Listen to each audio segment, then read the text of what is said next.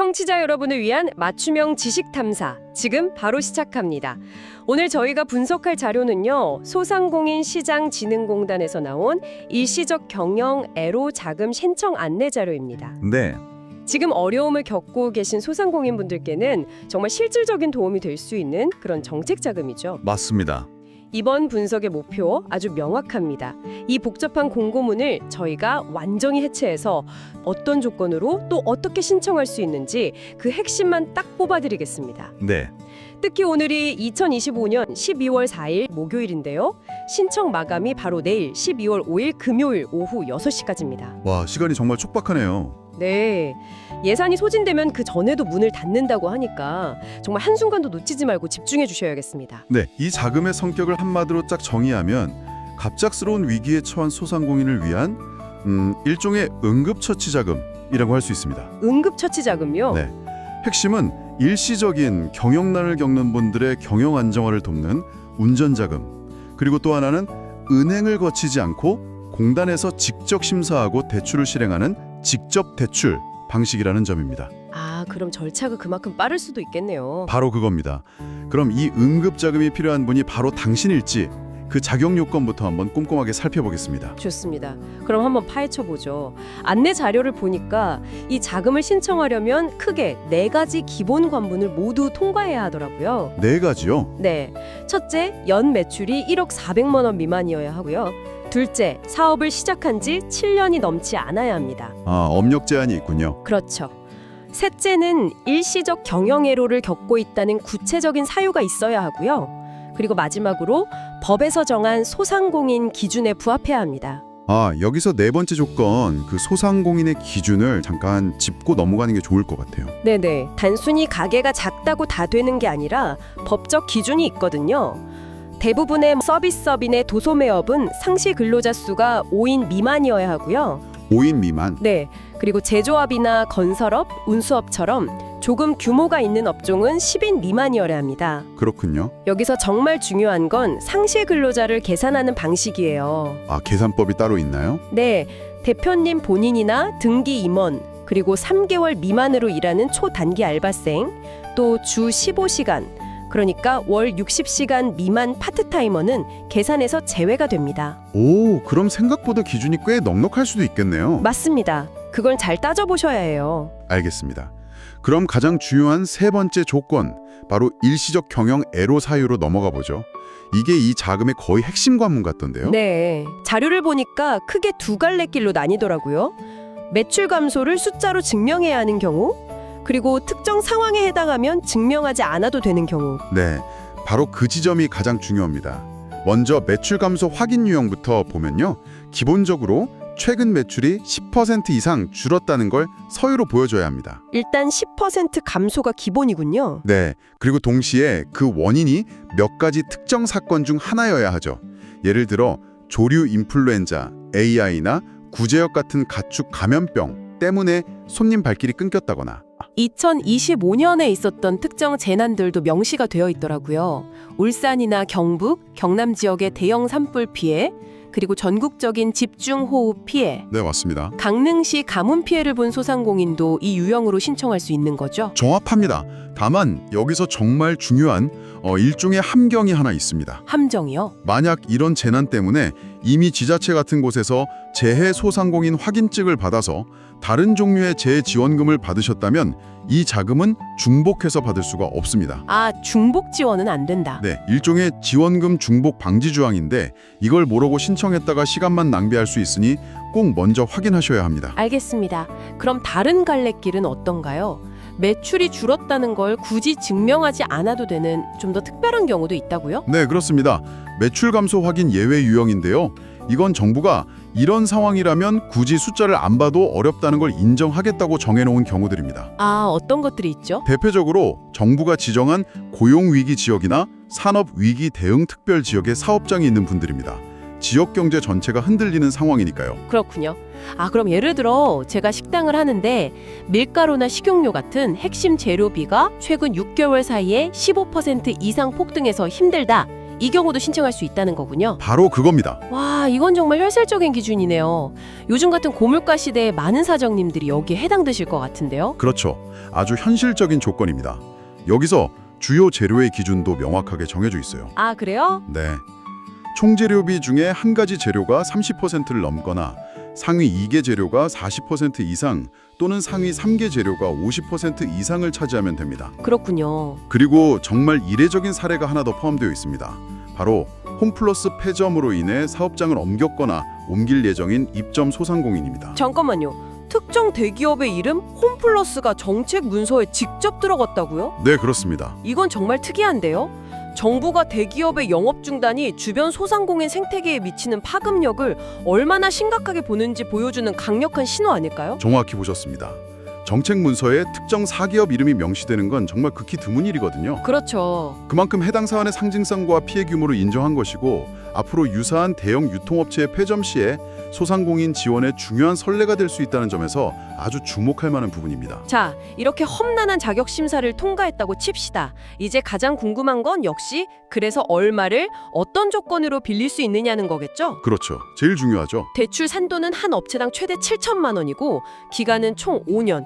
그런데 처음 2년은 이자만 내는 거치 기간이고 그 뒤 3년 동안 원금을 나눠 갚는 방식이라 초기 부담이 적겠네요. 맞습니다.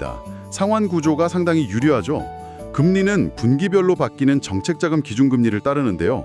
여기서 우리가 주목해야 할 부분은 바로 금리 우대 제도입니다. 아, 금리 우대요? 네, 기본금리에서 추가로 이자를 깎을 수 있는 방법들이 있는데 이걸 잘 챙기면 최대 0.6%포인트까지 금리를 낮출 수 있습니다. 0.6%포인트면 결코 작은 수치가 아닌데요. 어떤 것들이 있나요? 요즘 많이들 쓰시는 제로페이에 가맹만 되어 있어도 해당되고요. 아, 제로페이 가맹점? 네, 또 사장님께서 여성 기업인이시거나 장애인 기업 확인서를 받으셨다면 혹은 자영업자 고용보험이나 노란우산 공제에 가입해 두셨다면 이것도 혜택을 받을 수 있습니다. 아, 이런 것들이 모여서 이자 부담을 덜어주는 거군요. 그렇죠. 그럼 더 큰 폭의 우대도 있을까요? 네, 있습니다. 주목할 만한 항목이 바로 0.3%피 우대입니다. 0.3%피요? 네, 이건 과거에 소상공인진흥공단에서 직접 대출을 받은 경험이 있고 그때 단 한 번의 연체도 없이 성실하게 상환 지니거나 상환을 완료한 분들께 드리는 혜택입니다. 아, 일종의 성실 이력 보너스 같은 거네요. 맞습니다. 과거의 신용이 현재 혜택으로 돌아오는 아주 긍정적인 신호를 주는 제도라고 할 수 있습니다. 좋습니다. 내가 대상이 된다는 확신이 들었어요. 조건도 마음에 들고요. 그럼 이제 컴퓨터 앞에 앉아서 뭘 먼저 해야 할까요? 네, 당장 클릭해야 할 웹사이트 주소부터 알아봐야겠죠. 네. 신청은 소상공인 정책자금이라는 공식 웹사이트에서 온라인으로 하는 것이 원칙입니다. 온라인 신청? 다만 안내 자료를 보면 고령층처럼 디지털 기기 사용이 어려운 분들을 위해서 각 지역에 있는 소상공인 지원센터에 직접 방문해서 도움을 받아 접수하는 것도 가능하다고 명시되어 있습니다. 아, 방문 접수도 가능하군요. 네, 한 가지 특이한 점은 약정 방식인데요. 개인 사업자는 모든 절차를 온라인으로 끝낼 수 있지만 법인 기업은 대표이사가 반드시 신분증을 들고 직접 지역센터에 방문해서 서면으로 약정을 체결해야 합니다. 아, 법인은 조금 더 엄격하군요. 네, 법인에 대해서는 조금 더 엄격한 절차를 요구하는 거죠. 자, 이제 신청만 하면 되겠다고 생각하는 순간 마지막 허들이 나타나죠. 바로 이런 사람은 안 됩니다 하는 대출 제한 대상 목록입니다. 맞습니다. 여기서 미끄러지면 안 되니까 마지막까지 집중해야 합니다. 그렇죠. 이 체크리스트는 신청 버튼을 누르기 전에 반드시 스스로 점검해 봐야 합니다.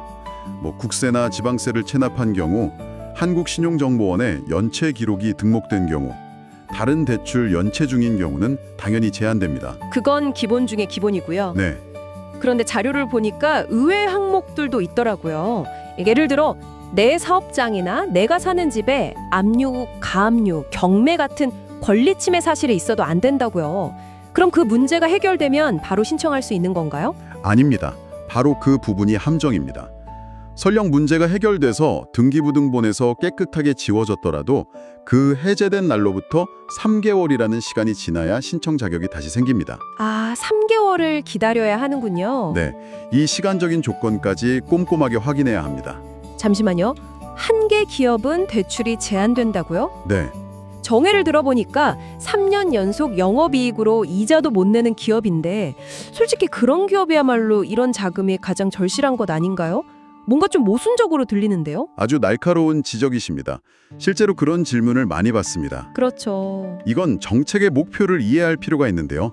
이 자금은 회생 가능성이 없는 기업을 연명시키는 게 아니라 일시적 위기를 겪는 건실한 기업이 다시 일어설 수 있도록 돕는 데 초점이 맞춰져 있습니다. 아, 구조적인 문제는 다른 프로그램의 대상이다. 맞습니다. 하지만 여기서 정말 중요한 예외 조항이 있습니다. 예외 조항이요? 네, 바로 사업 경력이 7년 이하인 업체는 이 까다로운 한계 기업 기준을 아예 적용받지 않는다는 점입니다. 아, 그렇군요. 애초에 이 자금 자체가 업력 7년 미만 소상공인을 대상으로 하니까 사실상 대부분의 신청자에게는 이 조항이 해당되지 않는 셈이죠. 아, 초기 기업들에게는 숨통을 틔워주는 거네요? 맞습니다. 아주 중요한 예외 규정입니다. 그리고 동일한 자금을 신청했다가 한번 거절당하면 6개월 동안은 재신청이 불가능하다는 점도 기억해 두셔야 합니다. 자, 이제 이 기나긴 여정의 마지막 관문, 서류 준비입니다. 제출 서류 목록을 보면 숨이 턱 막힐 수도 있는데 다행히 일종의 치트키가 있더군요. 네, 바로 제출 서류 간소화 정책 덕분입니다. 아, 마이데이터. 맞습니다. 신청자가 동의만 하면 마이데이터라는 서비스를 통해 공단이 직접 행정기관의 정보를 끌어올 수 있습니다. 부가가치세 과세표준 증명, 사업자 등록 증명, 국세 지방세 납세 증명서, 주민등록표 등본 같은 서류들을 일일이 발급받으러 다니지 않아도 되는 거죠. 기본적으로 어떤 종류의 서류가 필요한지는 알고 있어야겠죠.